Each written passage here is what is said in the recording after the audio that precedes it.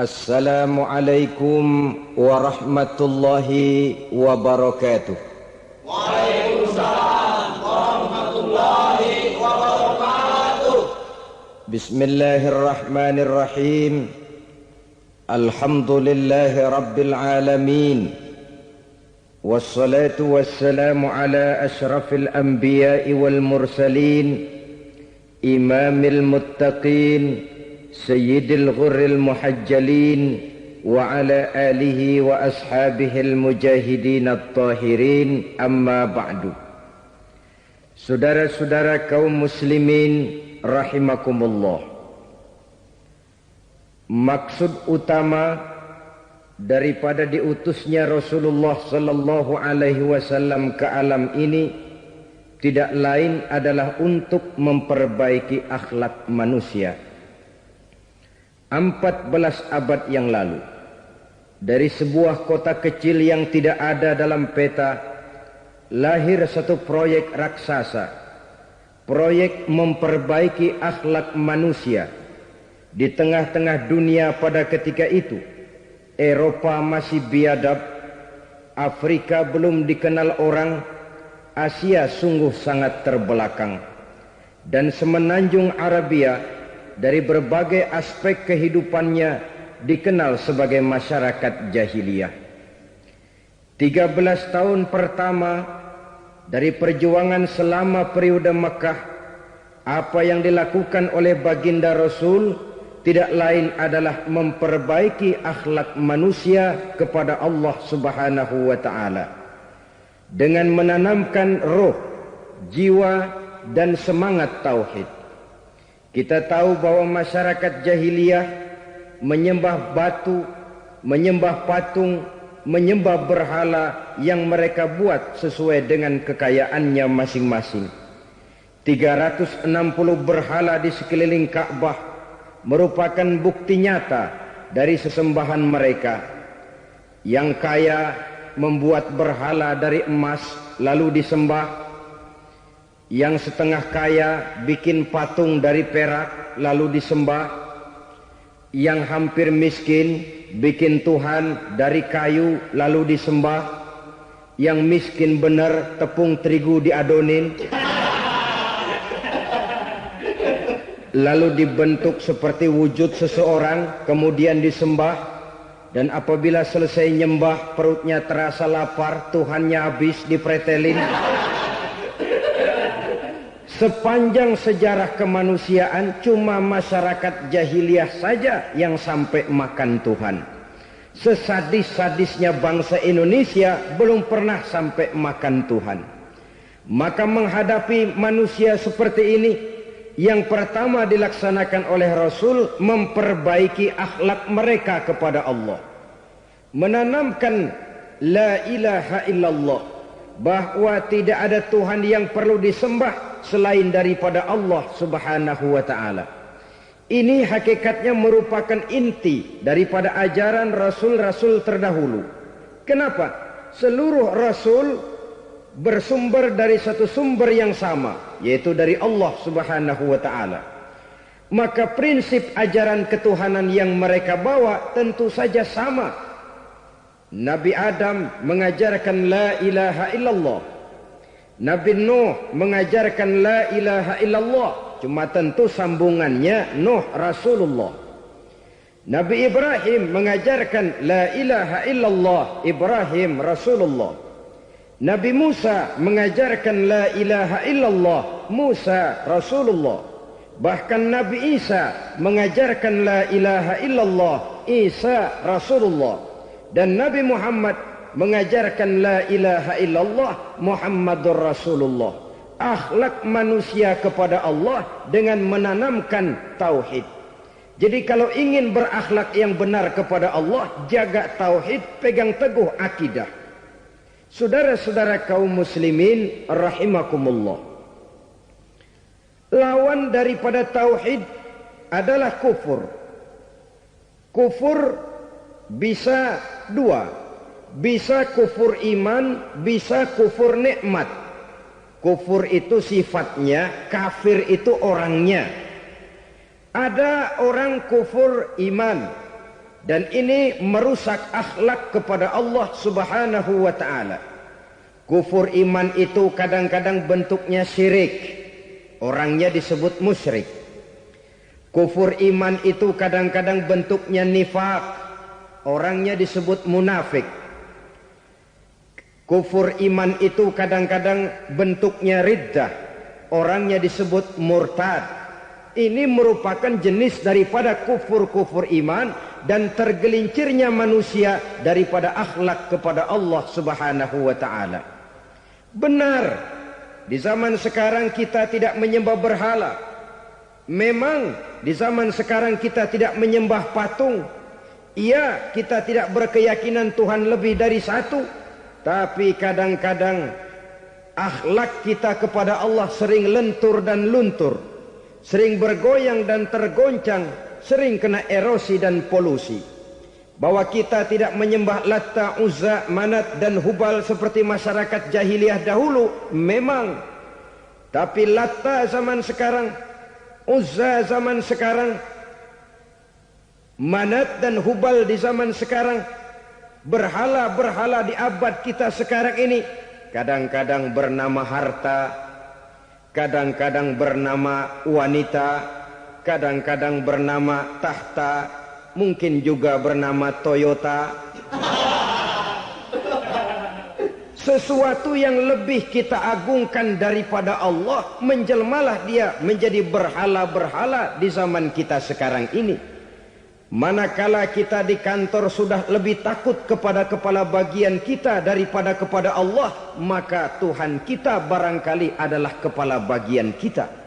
Manakala kita sudah lebih takut kepada manusia daripada kepada Allah, bergeserlah akhlak kita kepada Allah, mengagungkan manusia dan menomorduakan Allah. Maka di zaman sekarang akhlak kita kepada Allah sering kena erosi, sering kena polusi. Mungkin karena sulitnya lapangan kerja, tingginya tensi ekonomi, persaingan hidup yang makin tajam, sulitnya mencari lapangan kerja, orang kadang-kadang nekat. Sedikit pertimbangan, picik pandangan, mudah melakukan potong kompas, sehingga terjadilah perbuatan-perbuatan yang memelencengkan akhlak kita kepada Allah Subhanahu wa ta'ala. Kadang-kadang terjebak mempercayai selain daripada Allah. Kadang-kadang terjebak di dalam mengagungkan yang selain daripada Allah lebih dari yang seharusnya. Terkenalah akhlak kita kepada Allah jaringan-jaringan erosi dan polusi. Kufur sebagai lawanan daripada tauhid merupakan sifat daripada orang yang tidak berakhlak kepada Allah. Bentuknya pertama bisa syirik. Syirik itu artinya meyakini ada Tuhan lain selain daripada Allah. Itu yang namanya syirik. Jadi percaya Tuhan ada, cuman Tuhannya kelebihan. Itu yang disebut syirik, dan itu merupakan cerminan dari akhlak yang rusak kepada Allah Subhanahu wa ta'ala. Berkeyakinan Tuhan lebih dari satu, berkeyakinan bahwa Tuhan itu beranak atau diperanakkan, atau mengagungkan sesuatu sama dengan Allah, atau menjadikan yang selain Allah sebagai tujuan akhir daripada perjalanan kehidupan ini, maka itu sudah terjebak kita dalam musyrik. Dan syirik satu dosa yang tidak berampun. Bahasa kasarnya, yang namanya syirik itu jenis bapak moyangnya dosa. Saudara-saudara, sebab itu saya pesan, kalau memang terpaksa, biasanya yang tinggal di kota-kota besar itu kalau tidak kepengen dosa kan susah. Kalau terpaksa harus bikin dosa, cari yang kecil-kecil saja, yang kira-kira taubatnya gampang. Umpamanya pulang sholat Jumat nukar sendal, umpama, yaitu jelas dosa. Tapi dosa yang taubatnya agak mudah. Jangan sampai terjebak ke dalam syirik. menyekutukan Allah. Kalau sudah menyekutukan Allah, Allah dimadu, murka benar Allah kepada kita. Innallaha la yaghfiru ayyushraka bih wa yaghfiru ma duna dzalika liman yasha. Allah tidak akan memberi ampun kepada orang yang menyekutukannya dengan sesuatu, tapi Allah mau mengampunkan dosa yang selain itu bagi orang yang dikehendakinya. Jadi orang-orang yang sudah terjebak syirik, menyekutukan Allah, meyakini ada Tuhan lain selain daripada Allah, meyakini Tuhan beranak atau diperanakkan, bagaimanapun baiknya mereka di dunia, bagaimanapun sosial jiwanya, bagaimanapun pemurah tangannya memberikan santunan dan pertolongan kepada orang lain, kalau sudah syirik, seluruh nilai kebaikannya akan tidak ada gunanya lagi. Karena tidak ada tempat nilai kebaikan itu bergantung. Sedangkan kita berbuat baik agar diterima oleh Allah.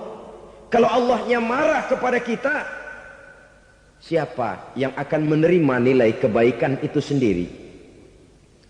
Ini bentuk yang pertama. Yang nyata-nyata menyembah berhala, syirik. Yang nyata-nyata beriktikad Tuhan lebih dari satu, syirik. Atau yang tersamar. Yang tersamar itu yang sering jadi penyakit kita. Saya sejak ada perkutut ini di rumah, perkutut. Saudara-saudara, yang merusak akhlak kepada Allah, yang merusak tauhid setelah syirik, bisa juga berbentuk nifak. Nifak itu sifatnya, orang yang punya sifat nifak disebut munafik. Asal katanya dari nafakun. Nafakun itu satu lubang yang punya dua muka, seperti goa, ada tempat masuk, ada tempat keluar.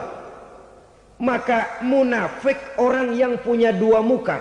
Kalau bahasa kita, pandai bermain minyak di atas air. Manis jika berhadapan, balik belakang lain bicara. Sehingga apa yang dinamakan nifak, kata Imam Ali Al-Jurjani dalam kitab ta'rifatnya, izharul imanu bil lisan wa kitmanul kufri bil qalbi. Menyatakan, menampakkan iman dengan lidahnya, tapi menyembunyikan kekafiran dalam hatinya. Dengan kata lain, lidahnya mah iman, hatinya mah kafir. Padahal hati itu yang dilihat, padahal hati itu yang dinilai. Kenapa lidahnya mengaku iman? Ya mungkin karena kepepet, mungkin karena kepentingan, mungkin karena ingin mencari kelemahan orang, lalu dia pura-pura beriman. Tapi sesungguhnya hatinya kufur. Ini merupakan penyakit munafik. Dan terus terang, menghadapi orang munafik jauh lebih berat daripada menghadapi orang kafir. Kenapa? Munafik ini kan musuh dalam selimut. Mau dibilang musuh nyata-nyata, apalagi di zaman Rasul ya, ketika periode Madinah, berat sekali menghadapi orang munafik. Mau dibilang kafir, kalau ketemu assalamualaikumnya medok juga. Mau dibilang mukmin, di belakang ngegerundel, nyari-nyari penyakit, nyari-nyari lantaran, mencari-cari gara-gara. Kalau kafir jelas kafirnya, kalau musyrik jelas musyriknya. Tapi munafik, di depan kita dia mengaku beriman, di belakang kita dia caci maki kita. Maka demikian rupa watak orang munafik, Allah benci betul. Sampai dalam Quran orang munafik itu divonis innal munafikin fid darkil asfal minan nar. Orang-orang munafik di dasar jurang neraka yang paling bawah, keraknya neraka. Saudara-saudara kaum muslimin rahimakumullah. Sebab munafik sangat berbahaya. Membahayakan umat, membahayakan agama. Di depan kita mereka ngaku pura-pura beriman. Kalau pidato luar biasa, memuji agama setinggi langit. Menampakkan seolah-olah dia orang yang dekat dengan agama. Saudara-saudara, agama penting, agama mutlak. Tapi yang ngomong begitu agamanya apa? Remeng-remeng.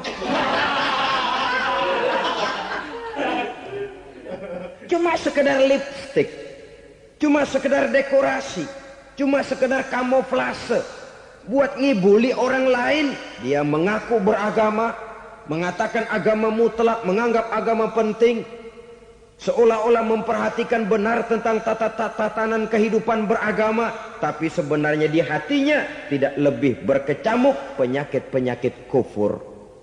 Maka sifat munafik ini termasuk menodai tauhid, artinya merusak akhlak kita kepada Allah Subhanahu wa ta'ala.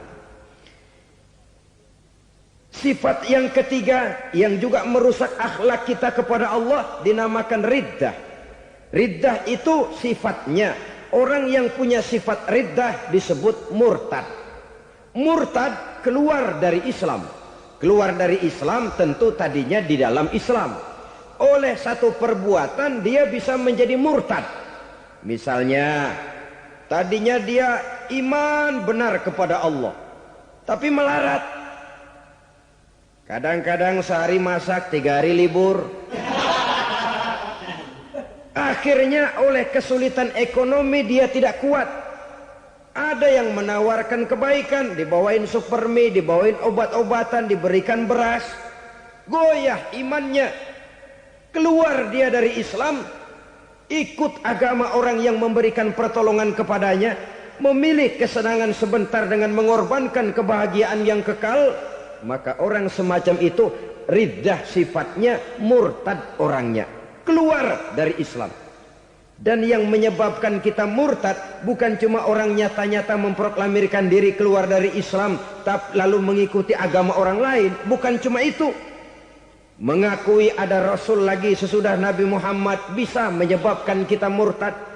Mengingkari nikmat Allah bisa menyebabkan kita murtad. Meyakini semua agama benar bisa menyebabkan orang menjadi murtad. Meragukan kesempurnaan dan kelengkapan Al-Quran bisa menyebabkan orang jadi murtad. Mengingkari sunnah bisa menyebabkan orang menjadi murtad. Banyak hal-hal yang bisa mendatangkan penyakit riddah dan membuat pelakunya menjadi murtad. Dan ini menodai akhlak kita kepada Allah Subhanahu wa ta'ala. Itu tadi kufur iman, saudara-saudara. Nyata-nyata mengingkari Allah, baik dalam bentuk syirik, nifak, ataupun riddah. Kufur yang kedua dinamakan kufur nikmat. Apa itu kufur nikmat? Sitru nikmatil mun'im au ya'malu fi mukhalafatil mun'im. Menutup-nutup nikmat Allah, atau melakukan perbuatan yang menentang, bertentangan dengan kehendak yang memberikan nikmat. Jadi kufur nikmat pertama, nutup-nutupin Tuhan. Tuhan jalingin. Duit lu banyak amat, dari mana? Gua kerja. Lalu kerjanya nomor 1. Orang yang berakhlak kepada Allah, dia akan menjawab, kamu uangnya kok banyak, dari mana? Rizki dari Allah. Caranya, saya kerja. Kerja itu cara, rizki itu dari Allah datangnya. Bukankah di zaman sekarang kita sering terpleset? Ini merupakan cerminan dari rapuhnya akhlak kita kepada Allah Subhanahu wa ta'ala. Karena usaha saya memang, karena saya peras keringat banting tulang, tentu. Tapi sadarkah kita bahwa sepanjang yang bisa kita lakukan cuma berusaha, peras keringat, banting tulang, pergi pagi pulang sore. Tapi bisakah kita memastikan hasil usaha kita? Apalagi yang paling dekat, misalnya saja yang sungguh-sungguh di luar jangkauan kemampuan kita. Soal rizki, soal jodoh, soal maut. Kitakah yang mengatur? Kitakah yang menentukan? Subhanallah. Manusia sungguh tidak berdaya menghadapi 3 hal paling pokok ini. Rezeki, kita cuma bekerja. Kitakah yang menentukan? Tidak. Kita berusaha saja, rezeki belum pasti dapat. Apalagi kalau kita tidak berusaha. Jangan terjebak dalam fatalisme. Belum perang udah nyerah.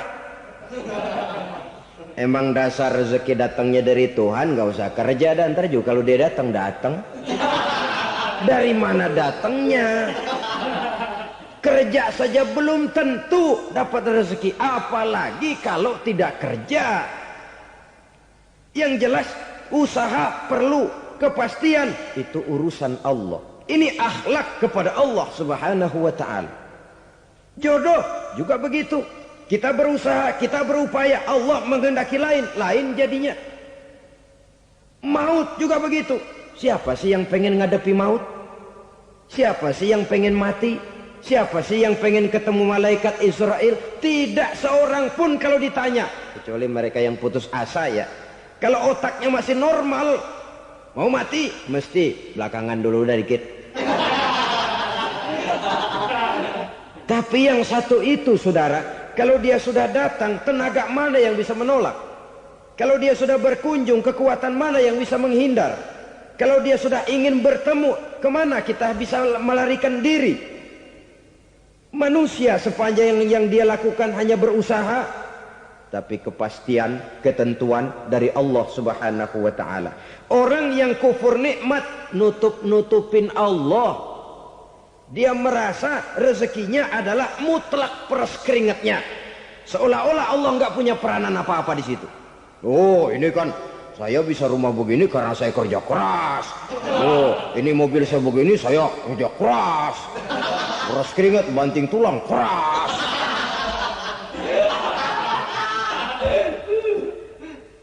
Saudara-saudara kaum muslimin rahimahkumullah. Jadi menutupi Allah. Akibatnya nanti kalau dia berhasil, Allah ketutupan. Kalau dia gagal, orang lain dicaci maki, dicari kambing hitam. Kambing hitam kan mahal. Karena orang sering cari-cari kambing hitam. Jarang orang mau jujur kalau bertemu kesulitan lalu mencari sebab pada dirinya sendiri. Yang paling enak ya nyalain orang. Lo begitu. Orang lain yang paling enak kita salahin. Au ya'malu fi mukhalafatil mun'im, atau dia melakukan sesuatu yang tidak sesuai dengan kehendak yang memberikannya nikmat. Diberikan kita tangan, mulut sih nggak berhenti, terima kasih Tuhan, alhamdulillah saya dikasih tangan. Cuma nih tangan enteng mat nabokin orang mulu. Itu sudah mukhalafatul mun'im, bertentangan dengan kehendak yang memberikan nikmat. Diberikan harta, mulutnya mah basah, terima kasih Tuhan, alhamdulillah dikasih harta. Tapi pelitnya minta ampun, kikir koret medit. Ini juga termasuk kufur nikmat, mempergunakan suatu nikmat bertentangan dengan kehendak daripada yang memberikan nikmat itu sendiri. Saudara-saudara kaum muslimin rahimakumullah. Oleh karenanya kufur iman memang lebih bahaya daripada kufur nikmat. Tapi jangan lupa, kufur nikmat bisa menyeret orang kepada kufur iman. Nah kalau Allah udah dialingin, Tuhan sudah dinomor duain, lama-lama kenapa dia tidak mendewakan dirinya sendiri? Mendewakan pangkatnya, mendewa-dewakan otaknya, mendewa-dewakan kemampuannya. Pada awalnya dia memang cuma kufur nikmat, tapi lambat laun kalau ini tidak diobati, secara pasti orang akan mengarah kepada kufur iman. Bisa berbentuk syirik, bisa berbentuk nifak, bisa berbentuk riddah. Saudara-saudara, oleh karena itu menjaga akhlak kepada Allah mutlak penting. Sebab apa? Kita tidak berakhlak kepada manusia saja, kita dikucilkan dari pergaulan. Kalau kita tidak berakhlak kepada Allah, dikucilkan oleh Allah. Hadis qudsi menyatakan, man lam yashkur ala na'mai wa lam yasbir ala balai falyakhruj min tahtis samai falyatlub rabban siwaya. Kata Allah, siapa orang yang tidak mau bersyukur terhadap nikmat yang aku berikan kepadanya dan tidak mau sabar terhadap ujian yang aku berikan kepadanya, falyakhruj min tahtis samai, persilahkan saja keluar dari kolong langitku. Waliyatlub rabban siwaya, tolong cari Tuhan lain selain daripada aku. Murka Allah, diusir, cuman gak kedengeran aja. Siapa yang tidak mau syukur terhadap nikmatku, siapa yang tidak mau sabar terhadap ujian yang aku berikan kepadanya, persilahkan keluar dari kolong langitku ini, cari Tuhan lain selain aku. Langit Tuhan yang punya, Tuhan kita lawan. Diusir dari kolong langit, mau pindah ke kolong mana?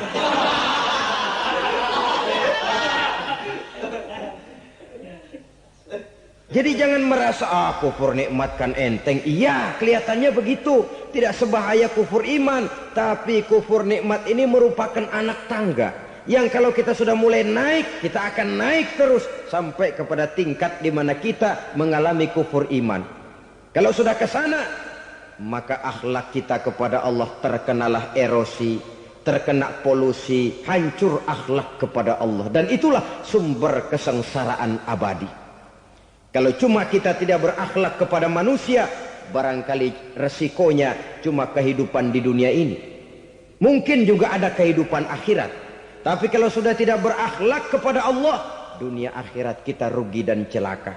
Maka pada kesempatan ini saya mengajak, marilah jaga baik-baik akhlak kita kepada Allah. Satu kali kita bertauhid, sampai mati kita bertauhid. Satu kali la ilaha illallah, jangan tergelincir lagi kita keluar daripada kalimat itu. Satu kali kita bertuhankan Allah, jangan bertuhan yang lain selain daripada Allah. Jangan sekutukan Allah, jangan samakan Allah dengan sesuatu, jangan mengangkat yang lain sama agungnya dengan Allah. Sebab dengan demikian kita seolah-olah sudah mengotori akhlak kita kepada Allah Subhanahu wa ta'ala. Ini berat, saudara-saudara. Ini tidak ringan. Kadang-kadang saya katakan tadi, masalah ekonomi.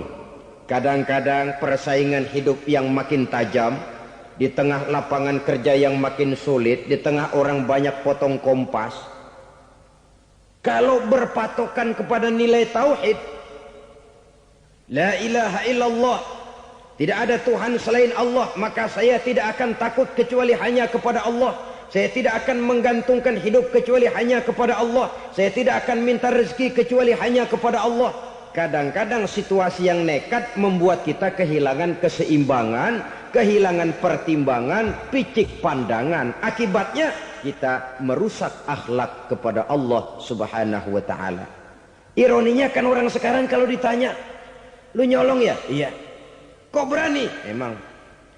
Lu nggak tahu Tuhan lihat? Tahu. Kok nyolong juga? Biarin. Kalau Tuhan mah lihat, jangan gak ribut. Enggak ribut katanya. Kalau orang lihat, 2 orang saja tahu, geger kelurahan.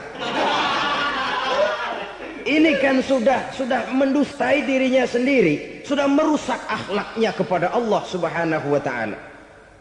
Tuhan gak ribut katanya. Saudara hadirin yang saya hormati, jadi oleh karenanya akhlak kita kepada Allah merupakan basis daripada kehidupan beragama. Kalau itu sudah mulai rapuh, mulai terkena erosi dan polusi, mulai rusak, dikhawatirkan nanti nilai ibadah kita kepada Allah juga akan turut ambruk karenanya. Saudara-saudara kaum muslimin rahimakumullah, tugas yang kedua memperbaiki akhlak manusia kepada sesama manusia. Kita tahu Islam sesuai dengan namanya adalah agama damai. Maka akhlak manusia kepada sesama manusia menempati porsi yang penting dalam kehidupan beragama. Bagaimana seorang muslim bergaul, bertata krama terhadap sesama manusia. Mari kita lihat lebih jauh persoalannya. Untuk memudahkan pembicaraan dari kacamata agama, kita kelompokkan saja manusia itu dalam 2. Pertama yang seiman dan yang kedua yang tidak seiman. Yang tidak seiman itu kita sebut saja kufur atau kafir. Nah, kepada yang kafir pun kita diajarkan untuk berakhlak. Apalagi kepada yang memang nyata-nyata seiman, sekeyakinan, seakidah. Kemanapun Islam datang, ke negara manapun ia masuk, ia tidak menaburkan kerusakan. Jadi tidak benar kalau orang pernah itu menggambarkan, saking sentimennya seorang orientalis pernah menggambarkan Nabi Muhammad di tangan kirinya Quran, di tangan kanannya pedang. Menggambarkan seolah-olah Islam dikembangkan dengan kekerasan. Sebenarnya tidak sama sekali. Kalaupun dalam sejarah perkembangan Islam pernah terjadi perang, maka perang dalam Islam sesungguhnya apabila kita amati sejarahnya bukan untuk memaksakan agama, karena memang agama tidak bisa dipaksakan, tetapi justru untuk mempertahankan agama dari segala macam hambatan, rintangan, hinaan dan fitnahan. Tapi kemanapun yang jelas Islam masuk, dia tidak pernah membuat kekacauan, kerusuhan ataupun penghancuran. Candi Prambanan bahkan dipugar, gereja-gereja tidak ada yang dihancurkan oleh umat Islam. Kenapa? Islam agama damai. Soal agama, soal lakum dinukum waliyadin, la ikraha fid din, qad tabayyana ar-rusdu minal ghayy. Tidak ada paksaan dalam beragama, sebab nyata yang benar dengan yang tidak benar. Belum pernah ada orang kafir masuk ke perkampungan orang Islam lalu dikejar-kejar, diteriakin kafir, kafir, sunatin.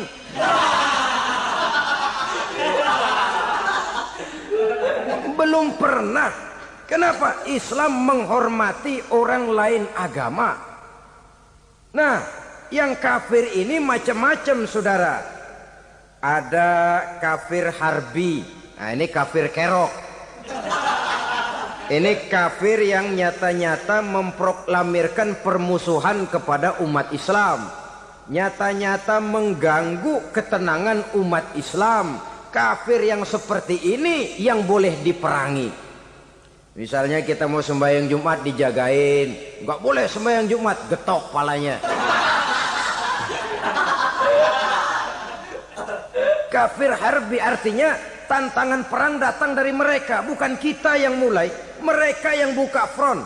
Prinsipnya umat Islam tidak boleh mencari-cari musuh, tapi pun tidak boleh lari kalau ketemu musuh. Musuh jangan dicari, ketemu jangan lari. Karena itu kesan seolah-olah umat Islam ini teroris, umat Islam ini destroyer, umat Islam ini sering menimbulkan keonaran, kerusakan. Sungguh satu fitnahan yang sangat keji. Umat Islam adalah umat yang cinta damai. Islam di masa perkembangannya masuki Eropa melalui Selat Gibraltar, Jabal Tariq, memasuki Spanyol. Islam tidak pernah meruntuhkan gereja. Islam tidak pernah membunuh orang-orang Nasrani. Bahkan Islam mewariskan peradaban dan kebudayaan yang begitu tinggi nilainya di bidang ilmu pengetahuan. Sampai ketika itu Barat banyak mengkaji ilmu pengetahuan dari dunia Islam. Buku-buku berbahasa Arab diterjemahkan ke bahasa Yunani, dipelajari oleh para cendekiawan di negeri Barat sana. Mereka mengambil manfaat yang banyak dari masuknya Islam ke Eropa. Sementara gereja tetap berdiri dengan megahnya. Kuil-kuil tempat peribadatan tidak satupun yang diusik-usik. Kenapa? Islam agama yang cinta damai. Asal dia tidak diganggu, asal kehormatannya tidak dihinakan. Jadi kafir harbi, kafir yang nyata-nyata nantang perang, ngajak berkelahi. Itu kafir yang nyari penyakit. Kafir harbi ini boleh diperangi dengan catatan mereka yang memang mulai. Yang kedua kafir zimmi. Kafir zimmi, kafir yang hidup di tengah mayoritas muslim, tapi mereka mau hidup dengan aman, damai, tenang. Mereka wajib dilindungi. Bahkan Nabi pernah memberikan satu jaminan, man aza zimmiyan faqad azani. Siapa yang mengganggu orang kafir zimmi sama saja dengan mengganggu saya. Kehormatannya dijaga, harta bendanya dilindungi, anak istrinya pun dilindungi. Dan ini jadi kenyataan. Saudara bisa lihat di negara-negara yang mayoritas penduduknya beragama Islam, orang-orang kafir di luar Islam hidup dengan tenang, aman, damai.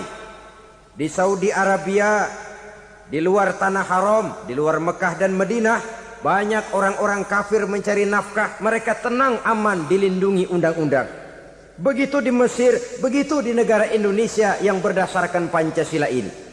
Kehidupan beragama menimbulkan gairah, rukun, tenang, aman, damai, sepanjang tidak saling ganggu, tidak saling usik, menghargai orang yang sudah beragama.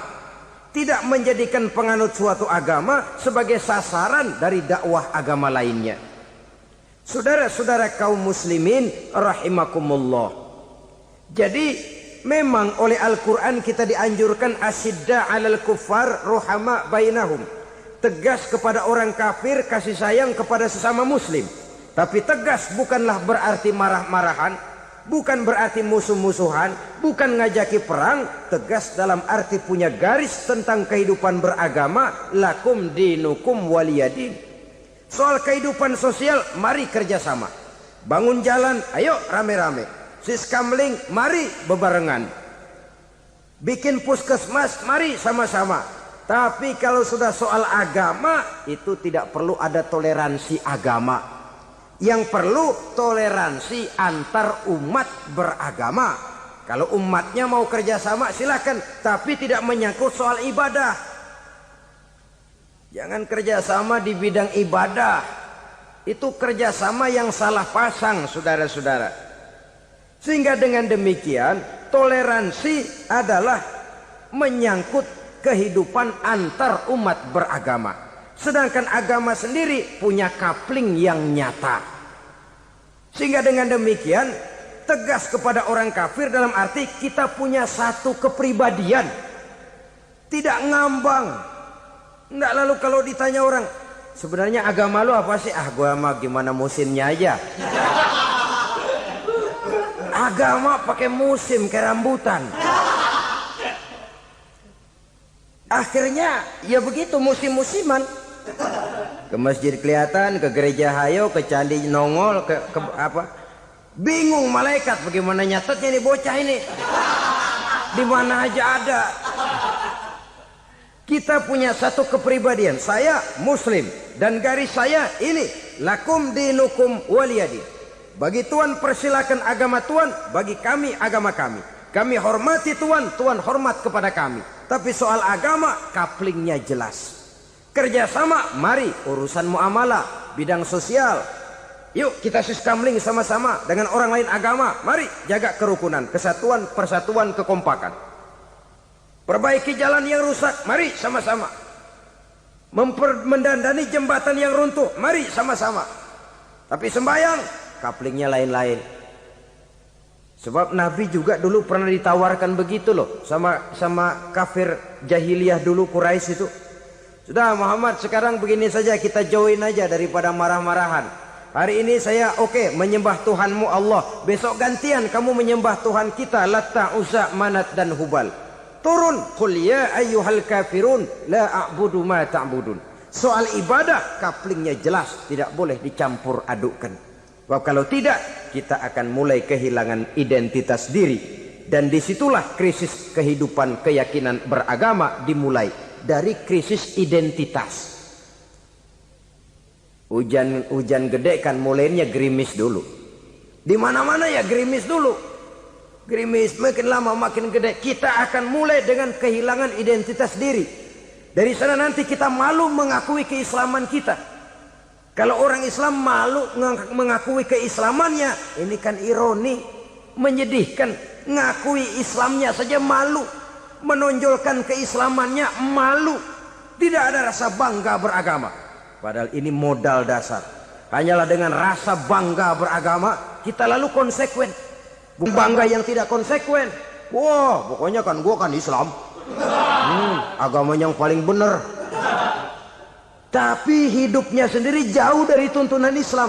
Itu bangga yang tidak beralasan. Bangga yang tidak perlu dibanggakan sebenarnya. Kebanggaan yang membuat kita konsekuen dan dekat dengan kehidupan beragama. Jadi dengan demikian saudara-saudara, kepada non-muslim kita juga harus berakhlak. Bukankah ini sudah dicontohkan oleh Rasul? Bagaimana beliau disambiti orang di Taif, yang menyambiti malah didoakan. Bagaimana Suraqah mau membunuh beliau, malah Suraqah didoakan. Bagaimana Abu Jahal dan Abu Lahab saking mangkalnya. Ini Abu Jahal pernah gali lubang di kamarnya sendiri, di depan tempat tidurnya. Setelah dia gali lubang, ditutupin pakai keraras korma. Lalu dia tarik selimut, belagak meriang. Dia pesan pesuruhnya, bilangin Muhammad encangnya meriang. pamannya sakit, minta ditengokin. Nabi dengan segala husnuzonnya berangkat nengokin. Abu Jahal dari balik selimut ngintip. Ah, itu dia Muhammad, itu dia tuh. Dia tuh, masuk Dani, masuk. Mulai di jalan, senang Abu Jahal. Ah, terus dah. Begitu ke pelosok, masuk ke lubang, gue pendem terus dah. Memang niatnya mau mencelakakan Nabi. Sudah tinggal beberapa langkah lagi Nabi akan berjalan ke arah lubang itu. Malaikat Jibril ngasih tahu, Muhammad, Abu Jahal pamanmu cuma pura-pura sakit. Di depan tempat tidur itu ada lubang sudah dia gali untuk menjerumuskan kamu. Sudah balik pulang. Balik badan Nabi. Sudah hampir mau melangkah, kakinya malah muter pulang. Abu Jahal yang ngelihat Nabi sudah hampir jatuh nggak jadi, balik pulang. Lupa kalau lagi sakit. Udah Muhammad buruan sini. Nabi ke pintu, dia kejar. Dia lupa sama lubang yang dia gali. Begitu dia kejar, dia yang ke pelosok masuk ke dalamnya. Sejak saat itu ada pepatah, man hafara hufratan waqa'a fiha. Siapa yang suka nggali lubang, dia sendiri bakal terpelosok ke dalamnya. Jatuh dia ke lubang yang dia gali. Padahal ya paling banter 2 atau 3 meter paling dalam. Dari dalam lubang itu dia teriak-teriak, Muhammad, tolongin, pamanmu kecebur. Kasih tahu Muhammad, kasih tahu, datang lagi lah pesuruhnya. Muhammad, pamanmu Abu Jahal kecebur, minta tolong diangkatin. Sudah diulur tambang, habis sambung lagi, nggak bisa sampai. Masa iya, cuma kamu yang bisa nolong. Apa yang dilakukan Nabi? Balik mau nolongin. Akhlak. Kita kalau ada orang gali lubang buat nyeburin kita, dia sendiri yang kecebur. Gorok gua kagak lemin loh. Mati sekalian dah. Nabi mah enggak, balik nolongin tuh Abu Jahal. Kenapa paman kecebur? Iya Muhammad, tolong, tambang udah diulur-ulur, sambung-sambung nggak sampai. Aduh kasihan paman, nih pegang tangan saya. Nabi cuma ulurin tangan, nyampe dipegang oleh Abu Jahal. Diangkat ke atas. Nyampe atas, apa kata Abu Jahal? Tambang bergulung-gulung nggak nyampe, kamu cuma pakai tangan doang kok bisa Muhammad, hebat banget sihirmu. Mukjizat dia bilang sihir, udah ditolongin nyelak lagi, kan yang enak kita injak palanya. Orang dulu bilang wah katanya nolongin anjing kejepit, udah selesai ditolongin malah yang nolong digigit. Saudara hadirin yang saya hormati, kepada orang-orang kafir kita harus berakhlak, menghormati mereka, tidak memaksakan satu keyakinan dalam batas-batas yang ditolerir oleh agama, yaitu pada masalah-masalah sosial dan muamalah. Itu kepada non-muslim, apalagi kepada sesama muslim. Baik akhlak kepada orang tua, akhlak kepada guru, akhlak kepada jiran atau tetangga, itu semua termasuk dalam akhlak kepada sesama manusia. Akhlak kita kepada orang tua, kadang-kadang kita orang timur ini ketularan orang barat. Engkongnya dianggap CS. Salaman main kedet aja, halo kong. Engkongnya berhalo di bengong. Saudara-saudara kaum muslimin rahimakumullah. Akhlak yang tua kepada yang muda, akhlak yang muda kepada yang tua, kepada jiran dan tetangga, kepada sanak famili dan handai tolan, pendeknya kepada sesama muslim.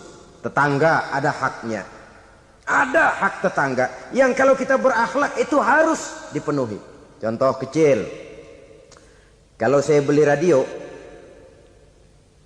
itu saya dong boleh berpikir, ini radio saya. Saya beli pakai uang saya setel di rumah saya. Sekeras-kerasnya ada apa sama orang lain? Radio gua. Yang beli gua pakai duit gua. Gue setel di rumah gue, ada urusan apa sama orang lain? Itu kalau menurut saya. Tapi tetangga sebelah saya kan bisa juga ngomong begitu. Mata gue. Yang ngantuk gue. Gue tidur di rumah gue. Kenapa suara radio lu masuk kemari? Ketika itulah lalu kebebasan saya nyetel radio dibatasi oleh kebebasan tetangga saya yang mau tidur. Ini sudah akhlak namanya. Umpamanya lagi ada Nabi ajarkan, iza tobakhta maraqatan fa'akthir ma'aha wa ta'ahad jiranaka. Kalau kamu masak sayur, banyakin kuahnya, bagiin tetangga kamu. Bukan bagiannya itu yang jadi soal, tapi akhlak kepada tetangga. Udah tahu tetangganya kelaparan, diseksa, goreng ikan asin, se-RW baunya ngayap. Kembang kempis orang nungguin. Saudara hadirin ma'asyiral muslimin rahimakumullah. Jadi dengan demikian, kalau sudah kembali kepada orang-orang yang nilai imannya sama dengan kita, apapun organisasinya, apapun baju yang mereka pakai, kaos yang mereka pakai, jaket yang mereka pakai, kalau sudah seakidah, seiman, jaga akhlak kita. Pendapat boleh berbeda, kaos boleh tidak sama, jaket boleh beraneka warna, bendera boleh beragam-ragam, tapi ukhuwah Islamiyah ini utamakan. Adalah lebih baik mencari persamaan dalam kehidupan dan bukan memperbesar perbedaan. Hanyalah dengan mengembangkan nilai-nilai akhlak semacam ini, toleransi tidak hanya diperlukan kepada yang non-muslim, kepada sesama muslim pun toleransi. Artinya apa? Jangan memponis amalan orang lain. Yang usolli, yang tidak usolli, berjalanlah menurut keyakinannya masing-masing. Jangan lalu memponis, itu namanya nggak toleransi. Kamu nggak pakai usolli ya? Enggak. Brengsek. Kamu pakai usolli ya? Iya. Bid'ah. Lah dua-duanya kagak yang bener. Kalau yang sembahyang kagak bener, bagaimana yang kagak sembahyang? Apa itu yang bener? Toleransi, setuju dengan perbedaan pendapat, jangan memponis amalan orang lain. Karena kita hanya beramal, hak menerima adalah Allah Subhanahu wa ta'ala. Jangan sebentar-bentar mencap bid'ah, dolalah, finnar, neraka. Kayaknya neraka kapling orang tuanya kali. Gampang bener masukin orang ke neraka. Kita kadang-kadang bisa toleransi dengan orang luar, tapi kepada sesama muslim toleransi tidak sanggup kita adakan.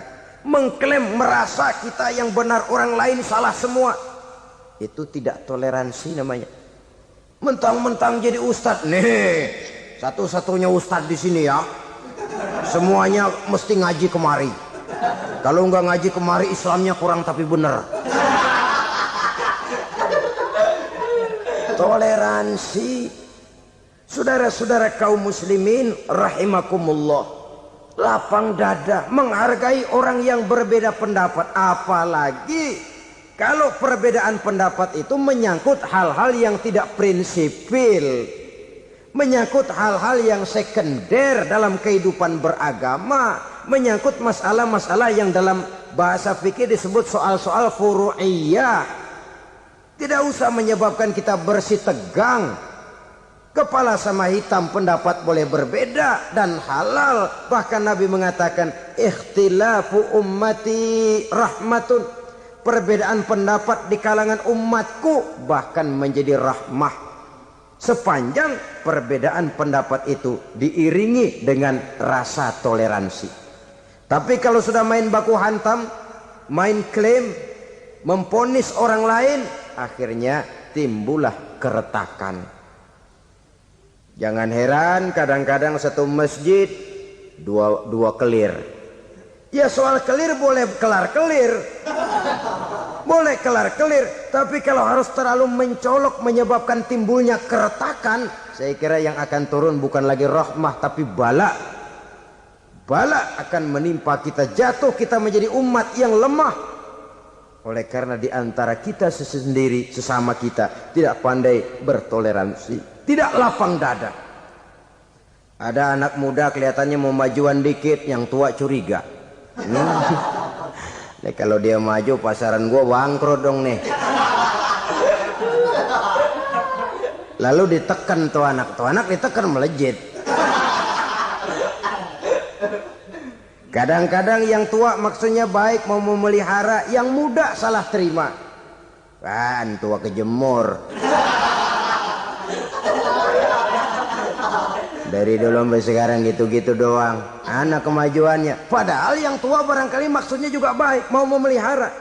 Sebenarnya kalau kita bisa mencoba mencari titik temu dengan alur komunikasi, tidak merasa diri yang paling benar, tapi toleransi, boyak menerima pendapat orang lain, setidaknya mau mendengar omongan orang. Yang susah kalau udah kena penyakit nggak mau ngerti omongan orang, nggak mau nerima pendapat orang. Kodok di kolong tempayan, cukeng kayu asem, asal ijo udah ijo aja ijo dah. Nggak ngerti omongan orang, yang kayak begini yang orang jadi kesandung. Oleh karena itu saudara-saudara, alangkah nikmatnya kehidupan ini apabila kita menyadari kita ini ummatan wahidah, satu umat yang satu, yang diikat dengan akidah. Kalau kepada yang non muslim saja kita diajarkan untuk berakhlak, apatah lagi kepada yang seiman, seakidah, sekeyakinan. Wajarkah perbedaan pendapat yang kecil-kecil lalu menyebabkan kita bertolak belakang, cerai-berai, centang perenang? Bila bertemu di jalan yang satu menyisih ke kiri, yang lain menyingkir ke kanan. Kalaupun juga bercampur di tengah kumpulan orang banyak, persis air dengan minyak. Yang atu melengos, yang atu madep mojok. Orang lain senyum, dia mau pada manyun.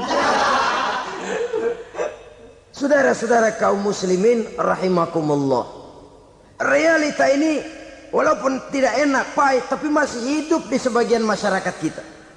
Ini yang perlu kita atasi. Soal toleransi kepada orang lain, sejarah sudah membuktikan. Mari kita jangan cuma bisa mengajak orang lain, umat lain untuk bertoleransi dengan kita, tapi kepada sesama kita. Toleransi ini perlu kita tegakkan, perlu kita bina, terutama di dalam kita menuju bentuk ideal daripada konsep ukhuwah Islamiyah ini, yang memang selalu kita akan cari bentuk-bentuk idealnya sejalan dengan perkembangan situasi dan kondisi yang dihadapi oleh umat. Perbedaan organisasi, perbedaan kepentingan organisasi tidak seharusnya menyebabkan kita merasa meremehkan orang lain dan mengangkat diri, mengklaim diri sebagai yang ter. Jadi dengan demikian, apabila yang pertama tadi akhlak kepada Allah dinamakan hablum minallah, maka yang kedua ini merupakan hablum minan nas. Jikalau baik akhlak kita kepada Allah, baik akhlak kita kepada manusia, nikmat rasanya menjalani kehidupan. Kadang-kadang orang akhlaknya kepada manusia baik, tapi kepada Allah tidak baik. Hormat sama yang tua, menyayangi yang muda, sama tetangga rukun, tapi sama Tuhan nggak mau sujud. Ini baik kepada manusia, tapi tidak berakhlak kepada Allah. Atau sebaliknya, sujudnya sama Allah mah tekun, bener khusyuk, bahasanya juga fasih, luar biasa.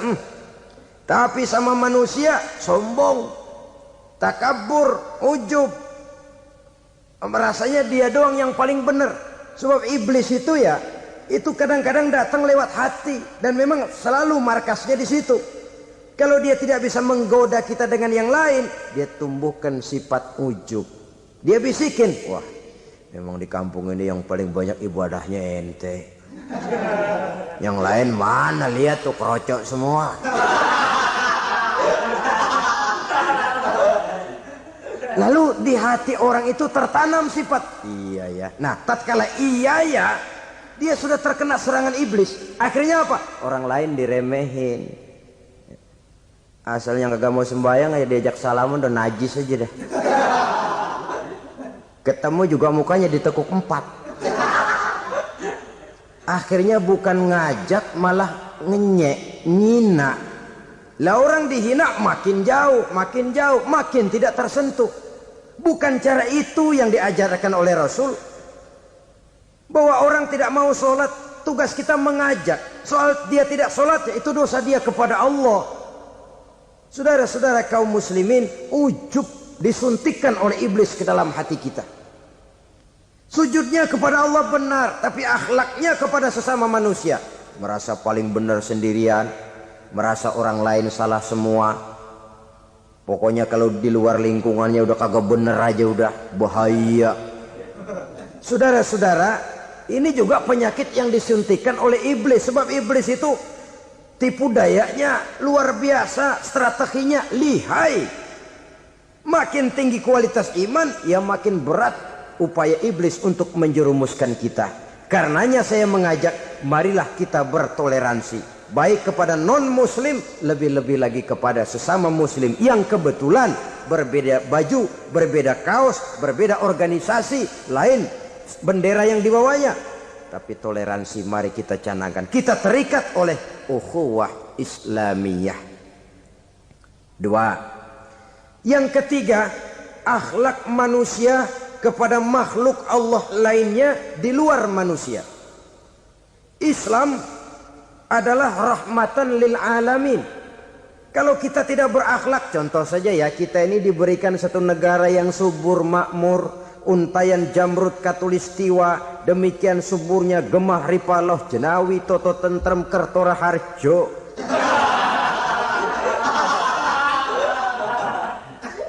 Alam yang begini indah, alam yang begini subur, kalau kita tidak berakhlak kepada alam, kita kuras sumber daya alam, kita tebangi hutan secara liar, kita gunduli bukit, merusak alam, pembalasannya akan kembali kepada kita. The natural of law, kata orang Kulon, sunnatullah, itu nantinya akan membawa malapetaka. Kesuburan yang kita lihat akan bisa berubah menjadi gurun pasir yang kerontang, gersang dan tandus. Karena apa? Kita mengeksploitir alam lebih dari yang seharusnya. Tidak berakhlak kepada lingkungan di mana kita tinggal. Saudara-saudara, dengan berakhlak kepada Allah, berakhlak kepada sesama manusia, berakhlak kepada makhluk Allah di luar manusia, baik flora maupun fauna, maka mudah-mudahan akan terciptalah satu ekosistem, satu lingkungan hidup yang membuat kita nikmat menjalani kehidupan ini. Inilah saja yang kita bicarakan pada pertemuan kali ini. Terima kasih atas segala perhatian, mohon maaf atas segala kekurangan. Marilah kita membina nilai-nilai akhlak walaupun berat tantangannya. Sungguh lebih baik rakyat rendah yang berakhlak tinggi daripada pejabat tinggi yang berakhlak rendah. Karena nilai manusia pada akhirnya ditentukan oleh akhlaknya itu. Mau sukses di masyarakat, mari kita utamakan akhlak. Usikum wa nafsi bitaqwallah. Wassalamualaikum warahmatullahi wabarakatuh. Waalaikumsalam.